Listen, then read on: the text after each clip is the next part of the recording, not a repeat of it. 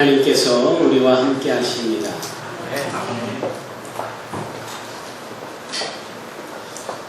지킬 박사와 하이드라는 책이 있지요.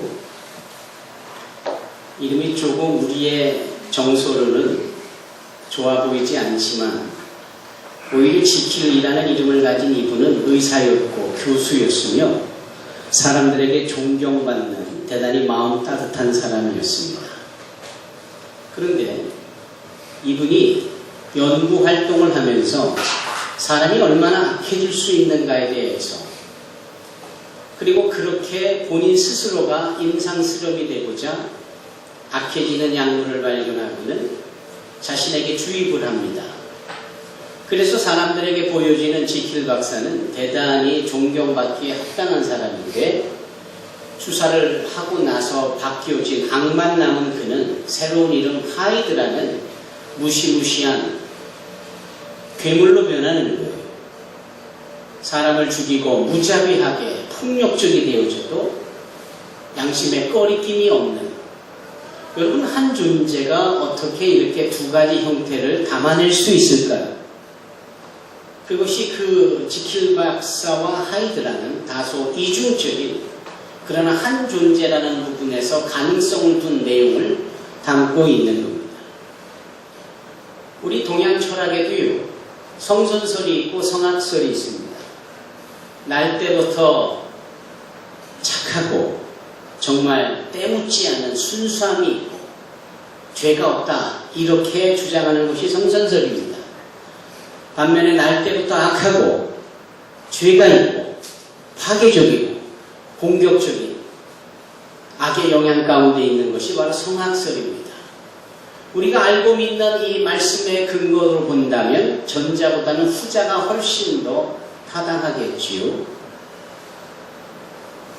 우리가 키우는 자녀들 가운데 정말 눈에 넣어도 안 아플 금지옥욕으로 키우는 이 아이들을 양육해가면 우리 스스로가 깜짝 놀랄 때가 있습니다. 천사 얼굴을 한 우리 자녀들이 돌연 남을 공격하고 해코지를 하고, 그걸 누가 가르쳐주지도 않았는데 본능적으로 하는 것 같아요. 과자 하나 더 먹기 위해서, 자기가 더 사랑을 받기 위해서 자기 동생이나 또는 같은 또래의 친구들에게 주저없이 손을 내밀어 꼬집거나 핥히는 일들까지 합니다. 도대체 그 날카롭고 뾰족뾰족한 이 성품은 어디서부터 말미암은 겁니까? 그렇게 하라고 가르칠 부모가 없음에도 불구하고 천사같이 예쁜 얼굴을 한 어린이들에게까지도 이와 같은 모습들이 있는 걸 보면, 과연 우리가 아담의 원죄의 영향권 안에서 죄인으로 태어났다는 그 사실 하나로 우리는 죄로부터 자유롭지 못하고 죄의 영향권 속에 살고 있다는 사실을 인정하지 않을 수 없습니다. 오늘 본문의 말씀에서 사도 바울은 그와 같은 얘기를 하는 거예요. 그런데 이게 너희들은 그렇고 저 사람들은 저렇고 라는 식의 평가나 나름대로의 설명하는 차원이 아니라 자기 자신이 바로 그와 같은 존재라는 사실을 고백하는 거예요. 자기 자신이. 내가 어떤 일이 좋은지를 알아요. 그래서 그 좋은 일을 내가 해야 된다는 사실을 알아요. 그런데 하지 않더군요. 내가 어떤 일이 악한지를 알아요. 그래서 그 악한 일을 하지 말아야 되는 것을 제가 알아요. 그런데 제가 그 일을 하고 있단 말이죠. 이게 사도 바울의 고백입니다. 좋은 일을 알고 그 일을 해야 되는데도 하지 않는 나, 악한 일이 어떤 것인지 알아 그 일은 절대 하지 말아야 되는 것을 알면서도 어느덧 그 일을 하고 있고 즐기고 있는 나, 내가 바로 이렇게 곤고한 사람이다. 자기 자신을 설명하면서 인간의 한계를 그대로 표현하고 설명하는 것이 오늘 본문 로마서 7장 14절로 25절의 말씀입니다. 안 그래요, 여러분? 우리가 다 알잖아요. 어느 것이 옳은지, 어느 것이 좋은지, 그 옳고 좋은 일은 우리가 당연히 해야 되는데, 해야 되는 줄을 알면서 하지 않는 우리의 모습을 보지 않습니까? 어떤 것이 악하고 어떤 것이 잘못된 일인지를 알면서도, 그래서 하지 말아야 된다는 것을 너무나 상식적으로 알면서도 버젓이 그 일을 하고 버젓이 그것을 늘리고 즐기고 있잖아요. 이로부터 자유한 사람이 있습니까? 그 얘기는 내 얘기가 아니다라고 말할 수 있는 분이 계십니까? 성경에 의인은 없나니 하나도 없다라고 하는데 감히 그 하나님의 진리 앞에 아니다라고 말할 사람이 어디에 있습니까? 구태여 그런 설명이 아니더라도 우리의 양심이 바로 그 이야기가 내 이야기라는 사실에 고개를 끄덕일 수밖에 없고 부끄러움과 수치스러움으로 머리를 내릴 수밖에 없는 모습이 아닙니다. 더더욱이 우리는 크리스찬인데 우리 주 예수 그리스도의 십자가의 은혜로 하나님의 자녀가 되는 권세를 누리고 사는 자들인데, 오늘 찬양인도 가운데 임종기 목사님께서 말씀하신 그 독립을 외쳤던 그 33인 중에 대다수가 바로 우리와 같은 크리스찬이었다는 사실, 그것이 얼마나 위대한 일입니까? 나라가 억압받고 나라가 힘든 중에 자유를 외치고 그 모든 것이 해방되어질 수 있는 기폭제가 바로 드러나듯 드러나지 않는, 있는 듯 없는 듯 하는 이 기독인들의 용기 있는 선택과 외침 때문에 그것이 3.1절에 운동으로 이루어졌고 그것이 마침내 해방으로 이어지는 것이 아닙니까? 이게 소위 하나님께서 우리 믿는 자들에게 기대하시고 원하시는, 세상에 선한 영향력을 끼치기를 원하시는 우리의 과제이고 우리의 사명 아닙니까? 그런데도 말입니다.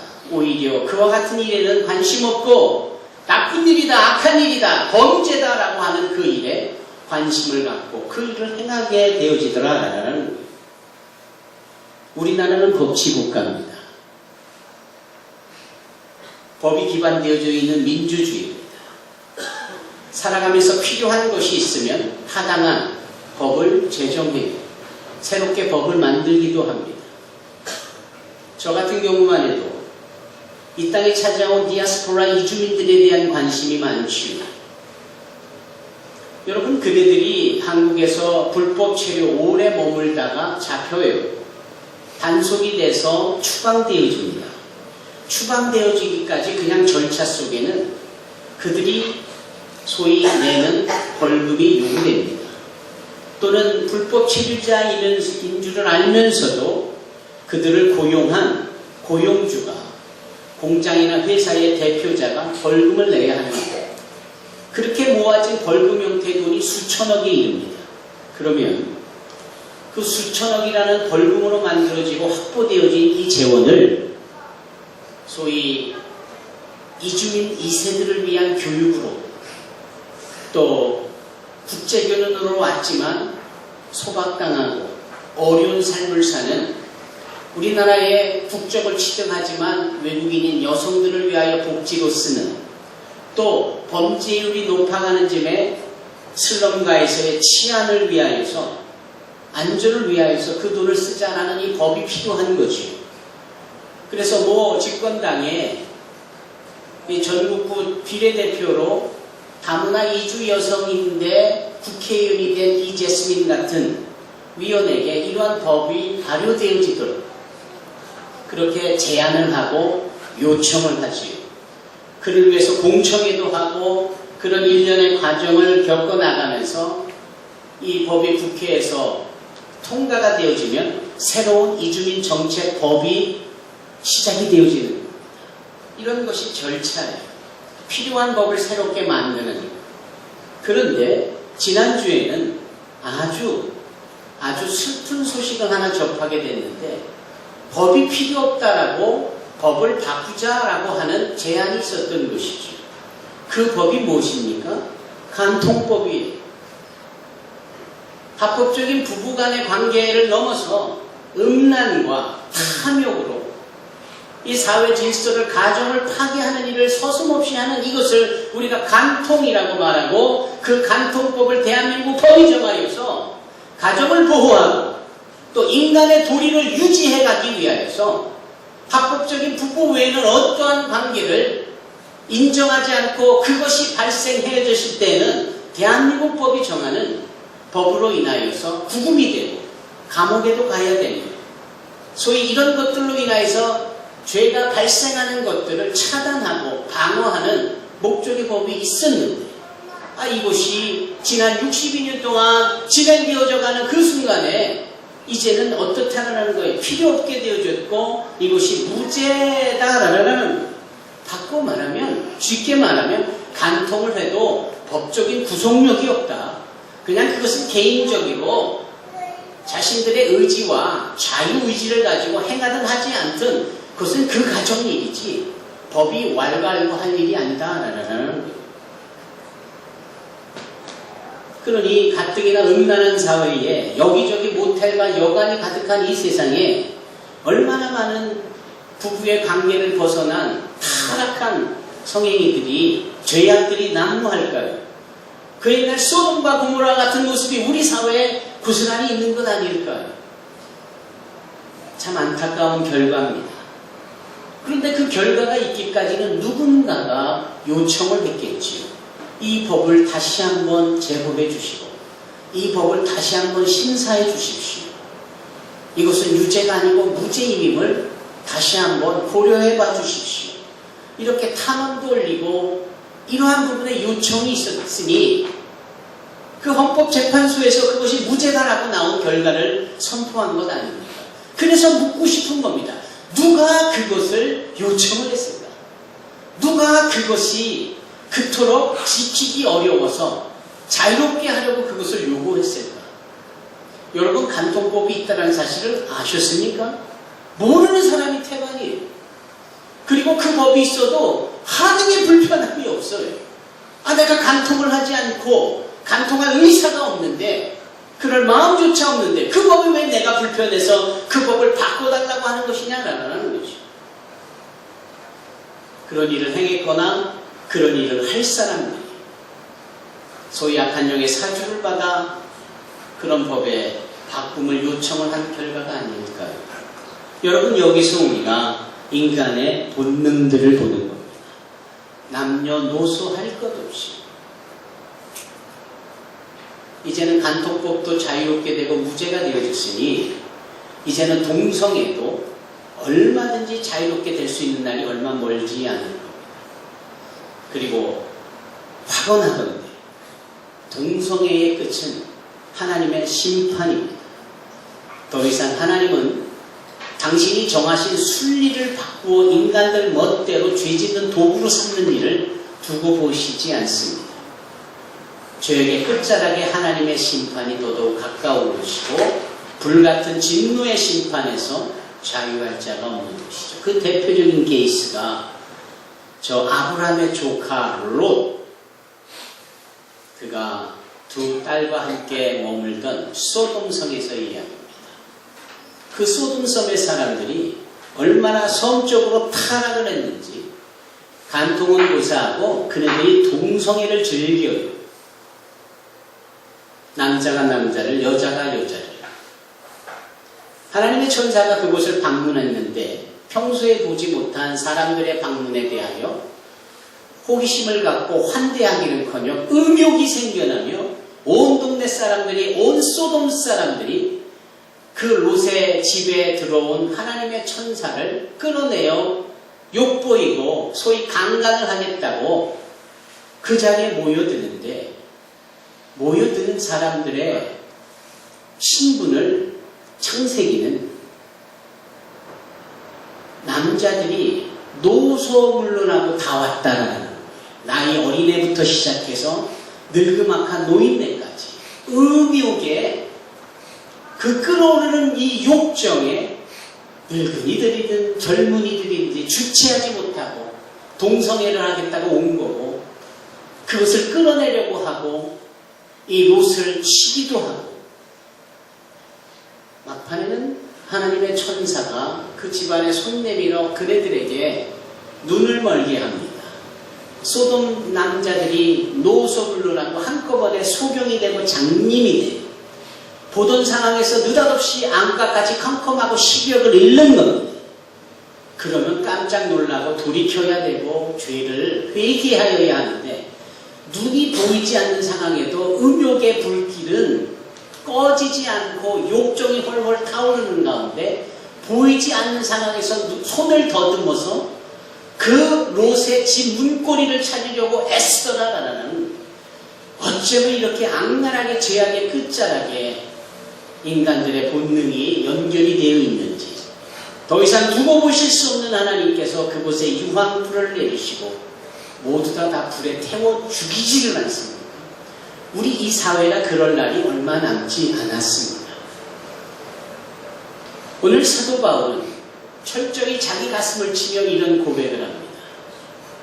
옳은 일이 무엇인지를 알고 그것을 해야 함에도 불구하고 나는 하지 아니하여, 악한 일이 무엇인지 알고 그것을 하지 말아야 되는 것을 알면서도 나는 부득이 그 일을 하고 있으니 도지태 내 안에 선한 것과 악한 것이 싸우고 있고 나에게 영향을 끼치니 오호라 나는 곤고한 사람이다. 누가 나를 이 사망의 법에서 건져내리. 여러분, 그런 갈등과 반목이 뭐래요? 사망의 결과를 가져다주는 과정이라는, 그 일에 가슴을 치며 통탄해하는 거예요. 이 사도 바울입니다. 남 얘기하지 않는 거예요.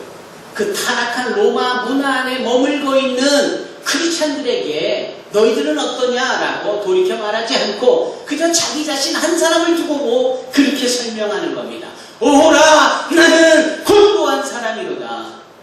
누가 나를 사망의 법에서 건져내리. 여러분, 이렇게 외치고 이렇게 고백할 수 있는 저와 여러분이 되기를 바랍니다. 자그마한 죄에도 벌벌 떨며 내가 어쩌다 이 지경까지 왔는지에 대하여 처절한 통해 자국이 있어야 하는 겁니다. 너무나도 무뎌졌고 너무나도 둔감해졌고 너무나도 말초신경을 자극하는 이 타락한 일에 내 몸을 허용하고 맡기다 보니 그 끝자락에 사망이 주어지는 것에 대하여서 별로 염려도, 인생 뭐 있어 한방이고 한번 살고 죽으면 그뿐이지, 말도 안 되는 개똥 철학을 앞에 갖다 놓고 심판의 대상에 반열해서니 이게 보통 심각한 일입니까, 여러분? 오늘 우리는 본문의 말씀에서 이러한 부분을 확인해 볼 수가 있습니다. 여기 사도 바울은 뭘 안다라는 거예요? 좋은 일과 나쁜 일, 옳은 일과 악한 일을 안대요. 그리고 그 옳은 일은 해야 되고 옳지 않은 일은 하지 말아야 된다는 것을 안대요. 근데 그게 잘 안 된다라는 거예요. 오히려 반대의 결과로 나온다라는 거예요. 안다라는 것이 내 신앙을 전체로 설명하는 것이 결코 아니구나. 그냥 아는 것은 지식일 뿐이지 그 아는 것을 직접 내 삶 속에서 행하는 거와 다른 거예요. 얼마나 대한민국 모든 교회 성도들이 머리통만 커지고 신학적인 교리적인 지식만 가득한지 아는 것은 많은데 행함이 없습니다. 그래서 뭐가 범죄에 연루되어 있고 뭔가 부끄러운 일이 당할 때 보면은 크리스찬들이 꼭 연루되어 있어요. 저 파고다 공원에서 크리스찬들의 용기 있는 외침과는 너무나도 다른 죄악을 저지른 크리스찬들의 부끄러운 대표자들에 대해서 머리 숙이고 있는 그 모습밖에 없는 것. 알면 뭐합니까? 행함이 없는 것. 여기서 그 신앙의 삶이 얼마나 무능한 것인지를 우리는 가슴 아파해야 합니다. 뭐 그렇게 성경 공부니 무슨 신학의 교리니 어찌 그리 뭐 이것도 알고 저것도 알고 세련된 것이 너무 많아요. 그러나 실질적으로 행함을 강조하는 주님의 말씀 앞에 내세울 것이 하나도 없을 만큼 오죽하면 가서 너도 이와 같이 하라라고 하지 그렇지 않습니까? 오늘 컬럼에서는 빼두었지만 다니엘이 말하고 있는 이 말세지 말에 막 사람들이 빨리 왕래할 뿐 아니라 또 하나의 특징이 뭐예요? 사람들이 지식이 많대요. 너도 박사고 저도 박사고 뭐 다 전문가예요. 그러면 뭐합니까? 행함이 빵점인 거죠.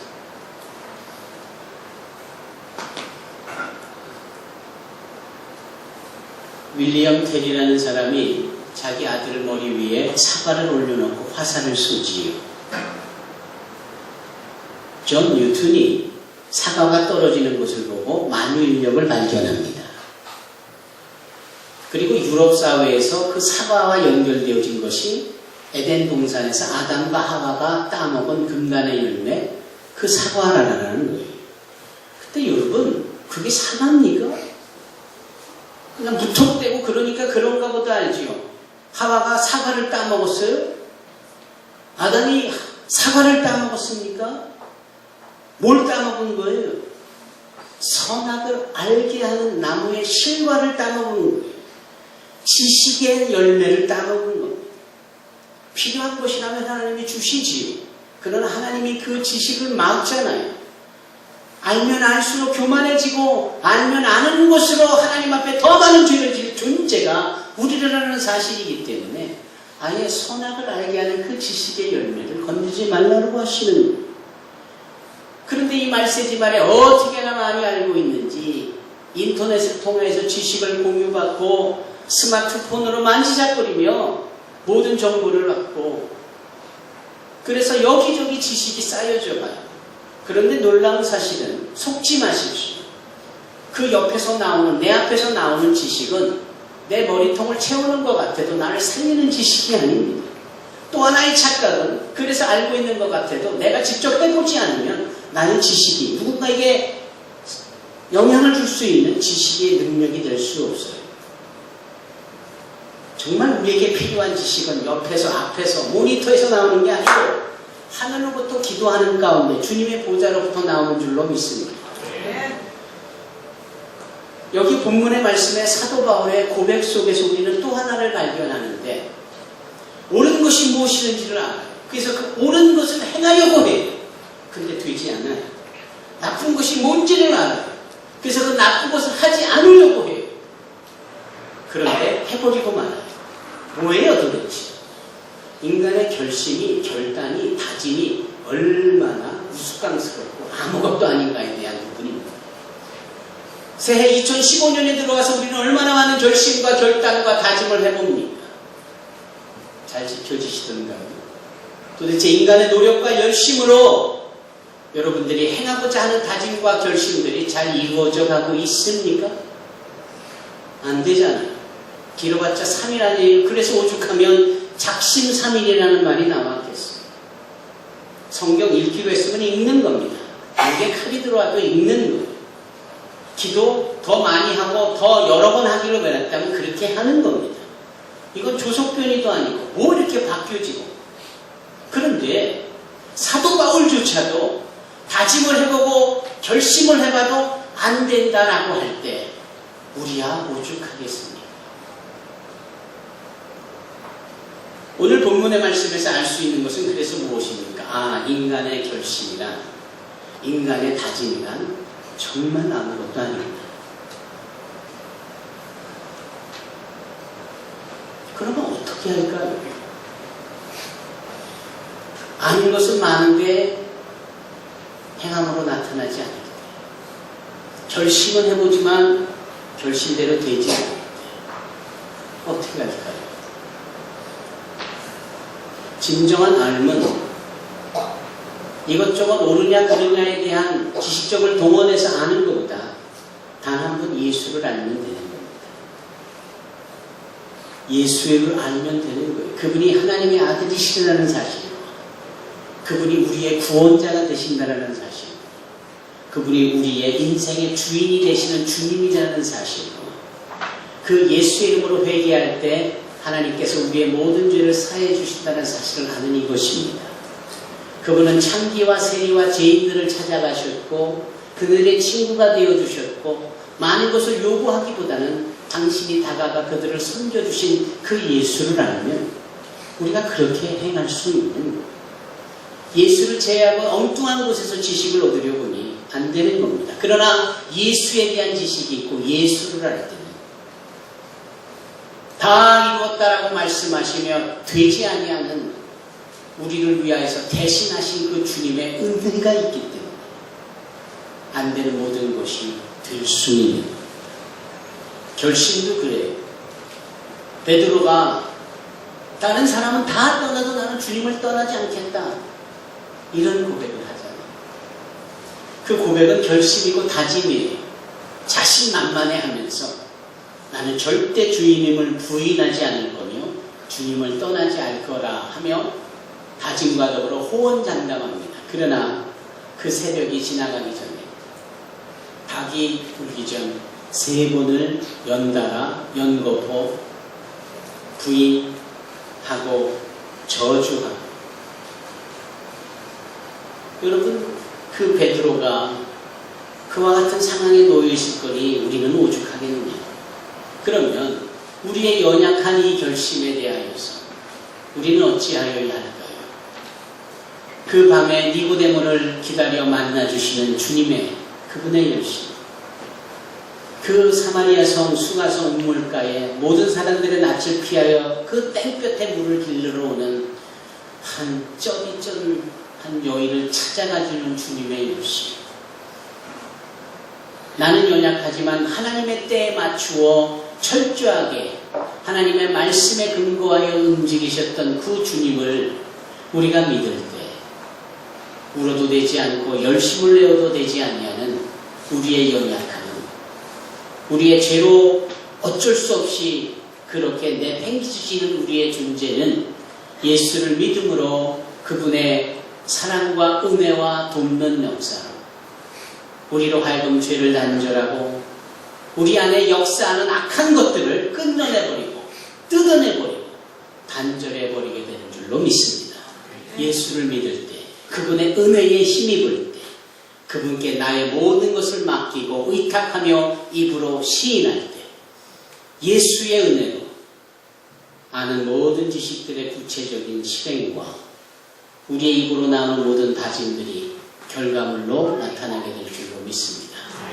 그래서 한 존재에 선한 존재와 악한 존재, 이중 인격처럼 있는 우리 자신이 점점 선하신 예수님의 얼굴을 닮아가는 거룩한 성화의 삶을 삶으로 악한 것은 모양이라도 버리고 죄는 모두 발밑에 두고 밟아버리고 날마다 승리해 나가며 사는 저와 여러분이 되기를 주님의 이름으로 축원합니다. 기도하겠습니다.